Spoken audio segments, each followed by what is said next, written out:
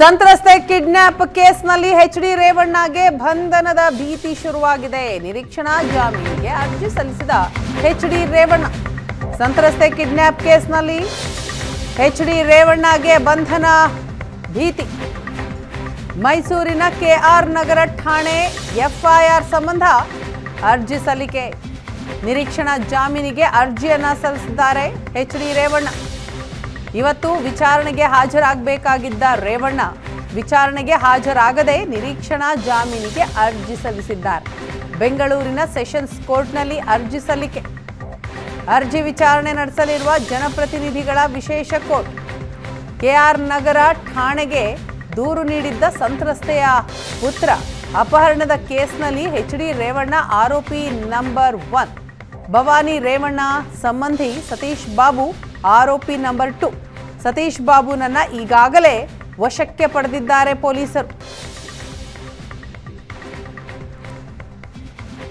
ಸಂತ್ರಸ್ತೆಯ ಮಗ ನೀಡಿದಂತಹ ದೂರನ್ನ ನೀವು ಗಮನಿಸ್ತಾ ಇದ್ದೀರಿ.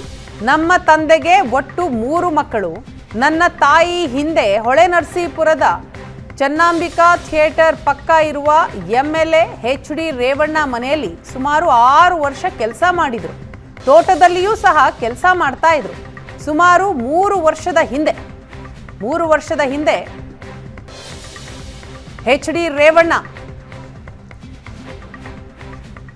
ಮನೆ ಕೆಲಸವನ್ನ ಬಿಟ್ಟು ಬಂದು ನಮ್ಮೂರಿನಲ್ಲಿ ಕೂಲಿ ಕೆಲಸ ಮಾಡ್ಕೊಂಡಿದ್ರು. 3 ವರ್ಷದ ಹಿಂದೆ ಆದಂತಹ ಒಂದು ಘಟನೆ. ಈಗ MP ಚುನಾವಣಾ ಸಮಯದಲ್ಲಿ ಎಲೆಕ್ಷನ್ 3-4 ದಿನಗಳ ಮುಂಚೆ ಮತ್ತೆ ಹೊಳೆನರಸೀಪುರಕ್ಕೆ ನಮ್ಮ ಊರಿನವರೇ ಆದ ನಮಗೆ ಪರಿಚಯವಿರುವ ಹೆಬ್ಬಾಳು ಕೊಪ್ಪಲಿನ ಸತೀಶ್ ಬಾಬಣ್ಣ ಇವರು ಮನೆಗೆ ಬಂದು ಭವಾನಿ ಅಕ್ಕ ಕರೆಯುತ್ತಾರೆ ಅಂತ ಹೇಳಿ ನನ್ನ ತಾಯಿಯನ್ನ ಹೊಳೆನರಸೀಪುರಕ್ಕೆ ಕರ್ಕೊಂಡು ಹೋದ್ರು. ಈ ರೀತಿ ಸಂತ್ರಸ್ತೆಯ ಮಗ ದೂರನ್ನ ಕೊಡ್ತಾರೆ. ಈ ಬಗ್ಗೆ ಮತ್ತಷ್ಟು ಮಾಹಿತಿಯನ್ನ ಕೊಡ್ತಾರೆ ನಮ್ಮ ಪ್ರತಿನಿಧಿ ರಮೇಶ್. ಇದೀಗ ನಮ್ಮ ಜೊತೆ ಸಂಪರ್ಕದಲ್ಲಿದ್ದಾರೆ. ರಮೇಶ್, ರೇವಣ್ಣಗೆ ಒಂದಾದ ಮೇಲೆ ಒಂದರಂತೆ ಈಗ ಸಂಕಷ್ಟ ಶುರುವಾಗಿರೋದನ್ನ ನಾವು ಗಮನಿಸ್ತಾ ಇದ್ದೀವಿ. ಈಗ ಬಂದಂತಹ ದೂರು, ಅದು ಕೂಡ ಸಂತ್ರಸ್ತೆಯ ಮಗ ಕೊಟ್ಟಂತಹ ದೂರು, ಇದು ಯಾವ ರೀತಿಯ ಆತಂಕವನ್ನ ತಂದೊಡುತ್ತೆ ಎಚ್ಡಿ ರೇವಣ್ಣ ಅವ್ರಿಗೆ? ಈಗ ಅವ್ರ ನಿರೀಕ್ಷಣಾ ಜಾಮೀನು ಅರ್ಜಿ ಕೂಡ ಸಲ್ಲಿಕೆ ಆಗಿರುವಂತದ್ದು, ಏನ್ ಮಾಹಿತಿ ಇದೆ?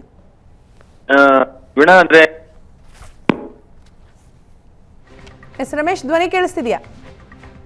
ಎಸ್, ಮತ್ತೆ ರಮೇಶ್ ಅವರನ್ನ ಸಂಪರ್ಕ ಮಾಡ್ತೀವಿ. ಸಂತ್ರಸ್ತೆ ಕಿಡ್ನಾಪ್ ಕೇಸ್ನಲ್ಲಿ ಈಗ ಎಚ್ಡಿ ರೇವಣ್ಣಗೆ ಬಂಧನದ ಭೀತಿ ಶುರುವಾಗಿದೆ. ನಿರೀಕ್ಷಣಾ ಜಾಮೀನಿಗಾಗಿ ಅರ್ಜಿಯನ್ನ ಸಲ್ಲಿಸಿದ್ದಾರೆ. ಮೈಸೂರಿನ ಕೆಆರ್ ನಗರ ಠಾಣೆ ಎಫ್ಐಆರ್ ಸಂಬಂಧಪಟ್ಟ ಹಾಗೆ ಅರ್ಜಿ ಸಲ್ಲಿಕೆಯಾಗಿದೆ. ವಿಚಾರಣೆಗೆ ಹಾಜರಾಗಬೇಕಿತ್ತು, ಆದರೆ ಹಾಜರಾಗದೆ ನಿರೀಕ್ಷಣಾ ಜಾಮೀನು ಅರ್ಜಿಯನ್ನ ಸಲ್ಲಿಸಿದ್ದಾರೆ. ಕೆಲವೇ ಕ್ಷಣಗಳಲ್ಲಿ ಅರ್ಜಿ ವಿಚಾರಣೆಯೂ ಕೂಡ ಆಗುತ್ತೆ ಅನ್ನೋ ಮಾಹಿತಿ ಸಿಗ್ತಾ ಇದೆ. ಮೈಸೂರಿನ ಕೆಆರ್ ನಗರ ಠಾಣೆ ಎಫ್ಐಆರ್ ಸಂಬಂಧಪಟ್ಟ ಹಾಗೆ ಅರ್ಜಿ ಸಲ್ಲಿಕೆಯಾಗಿದೆ. ಹಾಗೆ ನೋಡ್ಬೇಕಾದ್ರೆ ಇವತ್ತು ವಿಚಾರಣೆಗೆ ಹಾಜರಾಗಬೇಕಿತ್ತು ಎಚ್ಡಿ ರೇವಣ್ಣ ಅವರು, ಆದರೆ ವಿಚಾರಣೆಗೆ ಹಾಜರಾಗದೆ ನಿರೀಕ್ಷಣಾ ಜಾಮೀನಿಗೆ ಅರ್ಜಿಯನ್ನ ಸಲ್ಲಿಸಿದ್ದಾರೆ. ಬೆಂಗಳೂರಿನ ಸೆಷನ್ಸ್ ಕೋರ್ಟ್ನಲ್ಲಿ ಅರ್ಜಿ ಸಲ್ಲಿಕೆ ಮಾಡಿದ್ದಾರೆ. ಅರ್ಜಿ ವಿಚಾರಣೆಯನ್ನ ನಡೆಸಲಿದೆ ಜನಪ್ರತಿನಿಧಿಗಳ ವಿಶೇಷ ಕೋರ್ಟ್. ಕೆಆರ್ ನಗರ ಠಾಣೆಗೆ ಸಂತ್ರಸ್ತೆಯ ಪುತ್ರ ದೂರು ನೀಡಿರ್ತಾರೆ. ಅಪಹರಣದ ಕೇಸ್ನಲ್ಲಿ ಎಚ್ಡಿ ರೇವಣ್ಣ ಆರೋಪಿ ನಂಬರ್ 1, ಇನ್ನು ಭವಾನಿ ರೇವಣ್ಣ ಅವರ ಸಂಬಂಧಿ ಸತೀಶ್ ಬಾಬು ಆರೋಪಿ ನಂಬರ್ 2 ಆಗಿದ್ದಾರೆ. ಸತೀಶ್ ಬಾಬುನನ್ನು ಈಗಾಗಲೇ ವಶಕ್ಕೆ ಪಡೆದಿದ್ದಾರೆ ಪೊಲೀಸರು. ಈ ಬಗ್ಗೆ ಮಾಹಿತಿ ಕೊಡ್ತಾರೆ ನಮ್ಮ ಪ್ರತಿನಿಧಿ ರಮೇಶ್.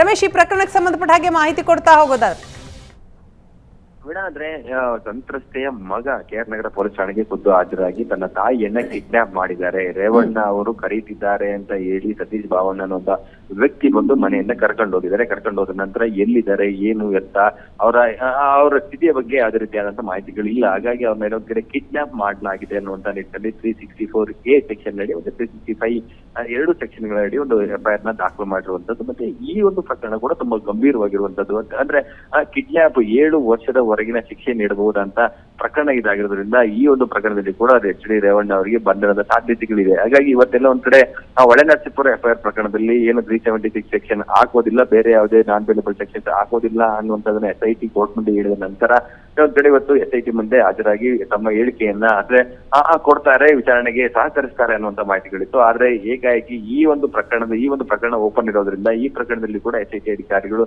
ಅರೆಸ್ಟ್ ಮಾಡ್ಲಿಕ್ಕೆ ಅವಕಾಶಗಳಿರುತ್ತದೆ. ಯಾಕಂದ್ರೆ ಈ FIR ಕೂಡ SIT ಈಗಾಗಲೇ ವರ್ಗಾವಣೆ ಮಾಡಲಾಗಿರುವಂತದ್ದು. ಹಾಗಾಗಿ ರೇವಣ್ಣ ಅವರು ಒಂದು ಕಡೆ ರಿಲೀಫ್ ಸಿಕ್ಕರು ಕೂಡ ಮತ್ತೊಂದು ಕಡೆ ನಮಗೆ ಸಂಕಷ್ಟ ಎದುರಾಗಬಹುದು ಅನ್ನೋ ನಿಟ್ಟಿನಲ್ಲಿ ಒಂದು FIR ಒಂದು ಆಂಟಿಸಿಪೇಟರಿ ಬೇಲ್ ಅನ್ನ ಸಲ್ಲಿಸಿರುವಂತದ್ದು. ಕೆಲವೇ ಗೊತ್ತಿನ ಹಿಂದಷ್ಟೇ ನ್ಯಾಯಾಲಯದ ಮುಂದೆ ಒಂದು ಅರ್ಜಿಯನ್ನು ಸಲ್ಲಿಸಿದಂತ ರೇವಣ್ಣ ಪರ ವಕೀಲರು ಈಗಾಗಲೇ ಕೋರ್ಟ್ ಹಾಲು ಒಳಗಡೆ ಬಂದು ಕಾಯ್ತಾ ಇದ್ದಾರೆ. ಸೊ ಇನ್ನೇನ್ ಸ್ವಲ್ಪ ಹೊತ್ತಲ್ಲಿ ಈ ಒಂದು ಎರಡನೇ ನಿರೀಕ್ಷಣಾ ಜಾಮೀನು ಕೋರಿ ಸಲ್ಲಿಸಿರುವಂತಹ ಅರ್ಜಿಯ ವಿಚಾರಣೆ ಆರಂಭ ಸತ್ತಿಗಿರುವಂತದ್ದು. ಈಗಾಗಲೇ ರೇವಣ್ಣ ಪರವಾಗಿ ಮೂಸಿಡಿ ನ್ಯಾಯಕ್ಕೆ ವಕೀಲರು ಕೂಡ ಬಂದಿದ್ದಾರೆ. ಮತ್ತೆ ಈ ಪ್ರಕರಣದಲ್ಲಿ ರೇವಣ್ಣ ಅವರ ಪಾತ್ರ ಏನು, ಯಾಕೆ ಅವರಿಗೆ ಜಾಮೀನನ್ನ ಕೊಡಬೇಕು ಅನ್ನೋ ನಿಟ್ಟಿನಲ್ಲಿ ಒಂದಷ್ಟು ಪಾಯಿಂಟ್ ಔಟ್ ಮಾಡಿಕೊಂಡು ಆ ನಿಟ್ಟಿನಲ್ಲಿ ಪಿಟಿಷನ್ ಅನ್ನು ಈಗಾಗಲೇ ತಯಾರು ಮಾಡಿ ಕೋರ್ಟ್ ಮುಂದೆ ಹಾಕಿರುವಂತದ್ದು. ಮತ್ತೆ ಈ ಪ್ರಕರಣದಲ್ಲಿ ಯಾಕೆ ರೇವಣ್ಣ ಅವರಿಗೆ ಜಾಮೀನನ್ನ ಕೊಡಬೇಕು ಅನ್ನೋ ನಿಟ್ಟಿನಲ್ಲಿ ವಕೀಲರು ವಾದವನ್ನ ಏನೆಲ್ಲ ಮಂಡಿಸಬಹುದು ಅನ್ನೋದು ಕುತೂಹಲ ಇರುವಂತದ್ದು. ಮತ್ತೆ ಈಗ SIT ಪರವಾಗಿ ಯಾವುದೇ ವಕೀಲರುಗಳು ಕೋರ್ಟ್ ಮುಂದೆ ಬಂದಿಲ್ಲ.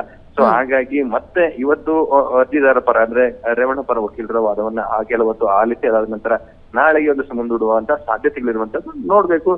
ಇದೇ ಸಂದರ್ಭದಲ್ಲಿ ಮಧ್ಯಂತರ ನಿರೀಕ್ಷಣಾ ಜಾಮೀನನ್ನ ಕೊಡಿ ಅಂತೇಳಿ ಮನವಿಯನ್ನು ಮಾಡ್ಲಿಕ್ಕೆ ಕೂಡ ರೇವಣ್ಣ ಪರ ವಕೀಲರು ಒಂದಿಷ್ಟು ತಯಾರಿಗಳನ್ನ ಮಾಡ್ತಾ ಇದ್ದಾರೆ. ಸೊ ಹೀಗಾಗಿ ಕೋರ್ಟ್ ನಲ್ಲಿ ಏನು ವಾದ ನಡೆಯುತ್ತೆ, ಕೋರ್ಟ್ ಯಾವ ರೀತಿಯಾದಂತಹ ಆದೇಶವನ್ನ ನೀಡಬಹುದು. ಸಾಮಾನ್ಯವಾಗಿ ಇಂತಹ ಕೇಸ್ನಲ್ಲಿ, ಕಿಡ್ನಾಪ್ ಕೇಸ್ನಲ್ಲಿ ಈ ರೀತಿ ನಿರೀಕ್ಷಣಾ ಜಾಮೀನು ಸಿಗುವಂತಹ ಸಾಧ್ಯತೆಗಳು ಎಷ್ಟಿರುತ್ತೆ ಅಂತ?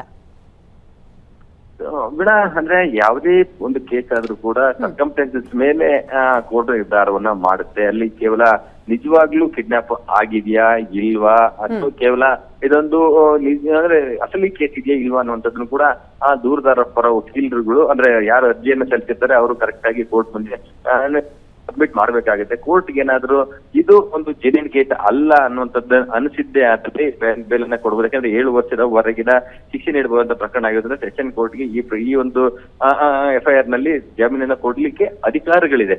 ಸೊ ಆದ್ರೆ ಕೇಸಿನ ಗಂಭೀರತೆ ಮತ್ತೆ ಇರುವಂತಹ ಪೊಲೀಸರ ಮುಂದೆ ಇರುವಂತಹ ಸಾಕ್ಷಿಗಳು ಮತ್ತೆ ಇಂದ ಮುಂದೆ ಆಗುವಂತ ಕಾನ್ಸಿಕ್ವೆನ್ಸಸ್, ಯಾಕಂದ್ರೆ ಇವರು ಪ್ರಭಾವಿಗಳಿದ್ದಾರೆ. ಈ ಬೇಲನ್ನ ಬೇಲ್ ಕೊಟ್ಟಿದ್ದೆ ಅದರಲ್ಲಿ ಈ ಕೇಸ್ ಮೇಲೆ ಮುಂದೆ ಏನೆಲ್ಲ ಪ್ರಭಾವಗಳು ಆಗಬಹುದು ಅದೆಲ್ಲವೂ ಕೂಡ ತುಂಬಾ ಇಂಪಾರ್ಟೆಂಟ್ ಆಗುತ್ತೆ. ಹಾಗಾಗಿ SIT ಪರ ವಕೀಲರು ಬಂದಾಗ ಅವರಿಗೆ ನೋಟಿಸ್ ಅನ್ನ ಜಾರಿ ಮಾಡಿ ಅವ್ರು ಬಂದ ನಂತರ ಅವ್ರು ಯಾವ ರೀತಿ ಈ ಕೇಸನ್ನ ಸಮರ್ಥನೆ ಮಾಡ್ಕೊಳ್ತಾರೆ, ಇದಕ್ಕೆ ಯಾಕೆ ಬೇಲನ್ನ ಕೊಡಬಾರದು, ತಮ್ಮ ಬಳಿ ಏನು ಸಾಕ್ಷಿಗಳಿದೆ ಅನ್ನುವಂಥದ್ದನ್ನ ಸಮರ್ಥವಾಗಿ ಕೋರ್ಟ್ ಮುಂದೆ ಅಂದ್ರೆ ಮಂಡಿಸಿದ್ದೆ ಅದರಲ್ಲಿ ಆ ಸಂದರ್ಭದಲ್ಲಿ ಬೇಲ್ ಸಿಗುವಂತ ಸಾಧ್ಯತೆಗಳಿರುವಂತದ್ದು.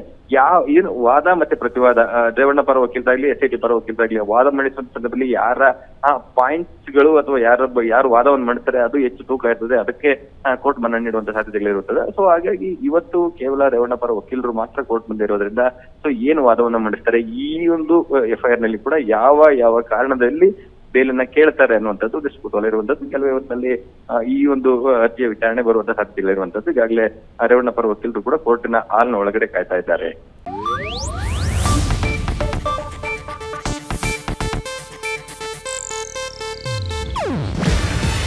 ಇದು ಏಷ್ಯಾನೆಟ್ ನ್ಯೂಸ್ ನೆಟ್ವರ್ಕ್ ಪ್ರಸ್ತುತಿ. ನೀವು ನೋಡ್ತಿದ್ದೀರಾ ಏಷ್ಯಾನೆಟ್ ಸುವರ್ಣ ನ್ಯೂಸ್.